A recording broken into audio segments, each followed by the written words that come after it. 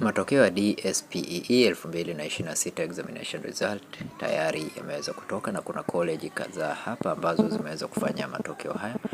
Ni college tatu, ambapo moja ya college hii ni Mpwapwa Teachers College, lakini pia kuna Patandi Teachers College na Kabanga Teachers College. Kwa utafungua college ambao unataka kuona matokeo yake namna hii, utabonyeza hapo, na baada ya kubonyeza matokeo ya chuo hicho yatafunguka moja kwa moja kama jinsi unavyoona hapa.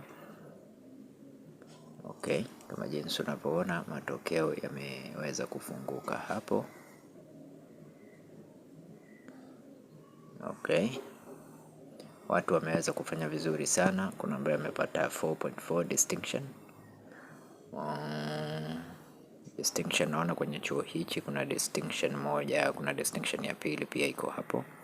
Kwa wanafunzi wameweza kufanya vizuri kupitia matokeo haya.